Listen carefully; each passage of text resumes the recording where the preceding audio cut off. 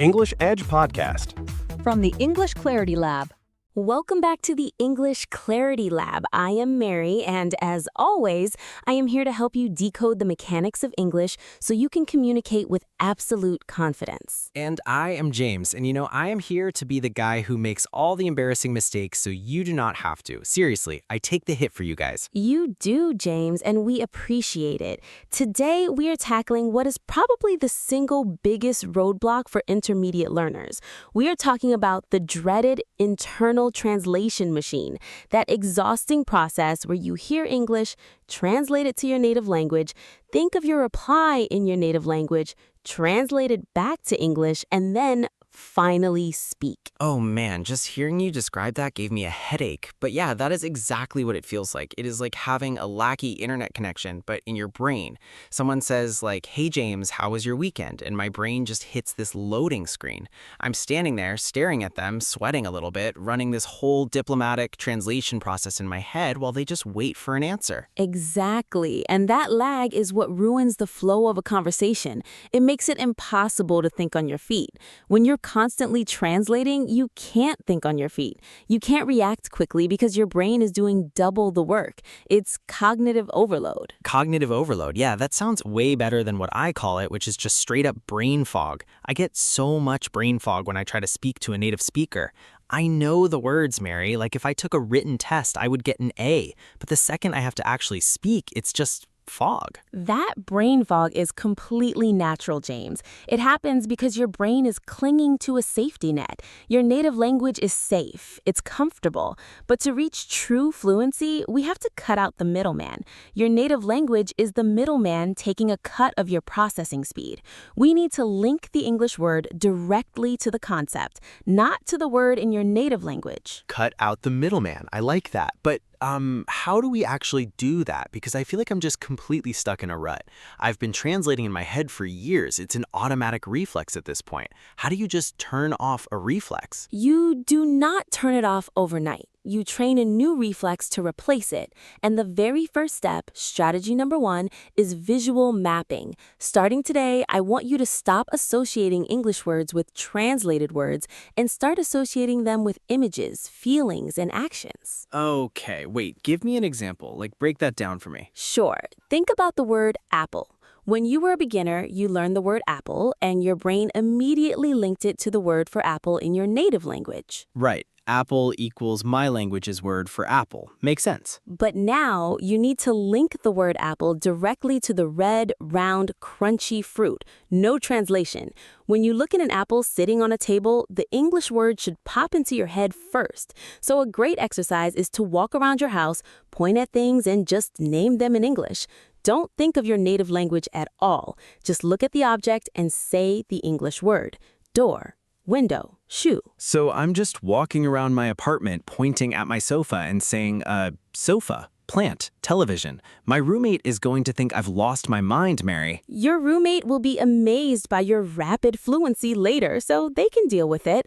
The goal is to build a direct neural pathway. You're bypassing the translation center of your brain entirely. Okay, I can do the pointing thing, visual mapping. But what about abstract concepts or like full sentences? Because pointing at a shoe is easy, but when my boss asks me for a project update, I can't just point at my laptop and say, computer. I have to actually form a complex thought, and that's when the translation machine boots up again. That brings us to strategy number 2, which is probably the most powerful tool for fluency. You need to learn English in chunks, not individual words. Chunks, like chunks of a chocolate chip cookie? Because I'm in. Similar but less delicious. Lexical chunks. These are groups of words that naturally go together. Phrasal verbs, idioms, common collocations. Let's say you want to ask someone to wait a moment. If you translate word by word, you might think, give me one small time. But if you learn the chunk, give me a second, you don't have to think about grammar or translation. It's just one single unit of meaning. Oh, I see. So instead of building a house brick by brick every single time I speak, I'm just buying a prefabricated wall and slapping it into place. That is a perfect analogy, James. Yes. When you memorize chunks, you assemble sentences much faster. You do not have to worry about conjugating verbs or choosing the right preposition because the chunk is already perfectly formed. You know, I actually do this with greetings without even realizing it. Like when someone says, "How is it going?" I do not translate how and is and it and going. I just know that whole phrase means hello, how are you? And I just spit it out. I just say, "Good, you?" And I spit it out without thinking. Exactly. You just spit it out because it is hardwired as a chunk. You just need to apply that exact same logic to more complex sentences.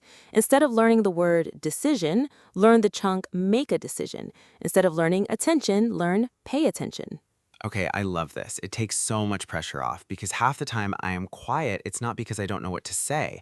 It's because I'm sitting there trying to build a perfect, grammatically flawless sentence in my head before I open my mouth. I constantly second guess myself. I think, wait, is it in the meeting or at the meeting? And by the time I figure it out, the conversation has moved on. And that fear of making a mistake is the fuel that keeps the translation machine running. You second guess yourself because you're aiming for perfection. You have to give yourself permission to be a little bit messy. Messy? You are telling me, the analytical English guide, to be messy? Yes, I'm telling you to be messy because here's the secret that nobody tells you in language school. Communication is about connection, not perfection. If you wait until a sentence is 100% grammatically flawless before you speak, the moment is already gone. You miss the joke. You miss the opportunity to share your opinion. You know, that's actually a huge relief to hear because I feel like I'm walking on eggshells when I talk to native speakers. I'm terrified of saying something wrong and looking silly. Like last week, I tried to tell my colleague I was exhausted, but I accidentally said I was exhausting, which changes the meaning entirely.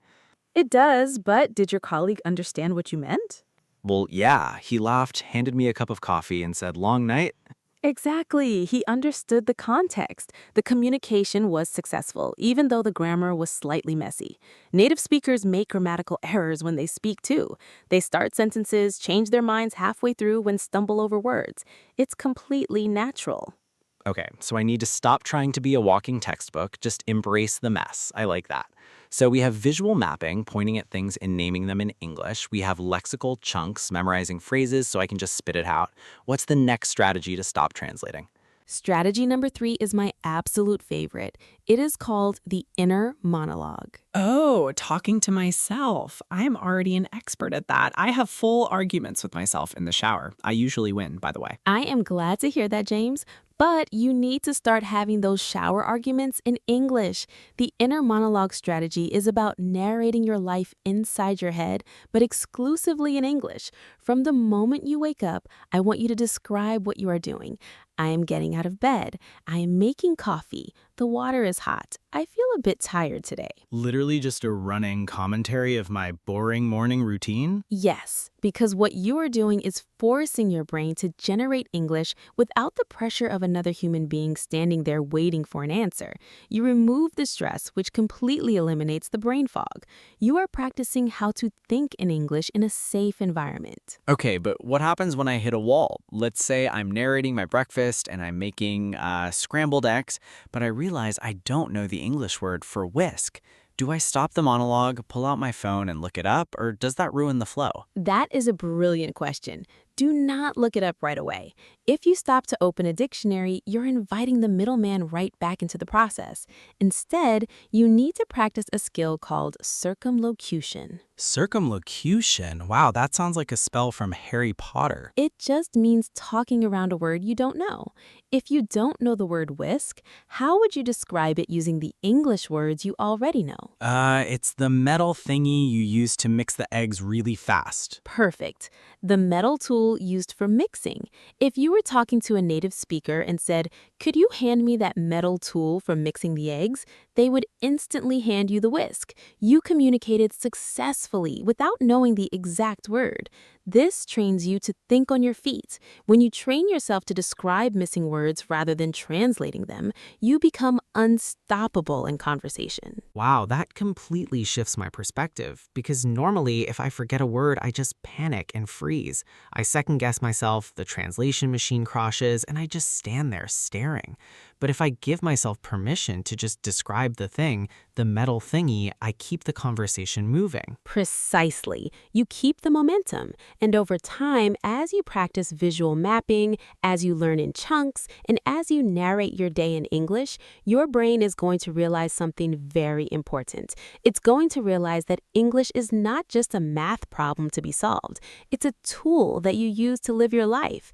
And once your brain accepts that, the internal translation naturally stops. It just fades away. I stop getting stuck in a rut and I actually start living in the language. You stop decoding and you start communicating. I love that. Let's do a quick recap for everyone taking notes at home or, listening in the car. To stop translating in your head and shut down that laggy internal machine, you need to do 3 things. Number 1, visual mapping. Stop linking English words to your native language and start linking them directly to images and objects. Point at your dog and say, dog. Number 2, lexical chunks. Stop building sentences word by word. Learn common phrases, idioms, and collocations as single units. Don't try to assemble, give me a second. Just learn the whole phrase so you can use it instantly. And number 3, the inner monologue. Narrate your life in English. Have those shower arguments in English. And if you forget a word, don't panic and don't look it up. Use circumlocution. Just call it the metal thingy and keep moving. And the unwritten rule overarching all of this, give yourself permission to be messy. Stop trying to be perfect. The goal is to connect, not to pass a grammar exam. Well, Mary, I can honestly say my brain fog is officially lifting. I'm gonna go home and point at my furniture and talk to myself in English until my roommate kicks me out. Hey everyone, don't close the app just yet. For our dedicated listeners who stuck around until the very, very end, it's time for the weekly vocabulary drill. Oh, right. The part of the show where Mary puts me on the spot and I try not to panic on mic. You always do fine, James. Today, we covered 6 target idioms and phrases. Let's do a rapid-fire context quiz. I'm going to give you a real-world situation, James, and you have to respond using the correct target phrase from today's episode. Okay, lay it on me. I'm ready. Situation number 1. You're trying to buy a house, but instead of using a real estate agent and paying their fees, you buy it directly from the previous owner. What did you just do? I bypassed them. Wait, I cut out the middleman. Spot on. By buying direct, you cut out the middleman. Now, quickly, apply that to what we talked about today. Right, so in language learning, I need to cut out my native language. I have to link the English word directly to the real-world object. Exactly. Situation 2. You're in a job interview. The interviewer asks you a really bizarre question you didn't prepare for, but you managed to answer it perfectly right there on the spot. What did you do? Oh, that's a good one. I had to, think on my feet. Yes, and what usually prevents our listeners from thinking on their feet? That would be the dreaded brain fog. When you're translating everything in your head, the machine crashes and the brain fog rolls in. Excellent. Situation 3. You write an email to your boss. The grammar is actually perfect, but right before you hit send, you delete the whole thing and rewrite it because you start doubting your own English skills. Oh man, I hate when I do this. That's when you second guess yourself. Correct. You second guess yourself. And instead of overthinking and second guessing, if you have already memorized the lexical chunk, what should you do instead? You should just spit it out. Stop overthinking and just say the phrase. Perfect. Last one. You have been studying English for 3 years, but you feel like you're making no progress. You do the same grammar exercises every day and never try speaking. You're stuck in a rut. You nailed it, James. 100%. You got every single one. Wow, look at that. I actually absorbed the lesson today. Maybe I'm not just the comic relief after all, Mary. You are a highly educational comic relief, James, and that officially wraps up our bonus drill for this week. Thank you to everyone who stuck around. Keep practicing those chunks, keep describing your kitchen tools as the metal thingy, and don't let yourselves get stuck in a rut. See you next time, guys. For real this time.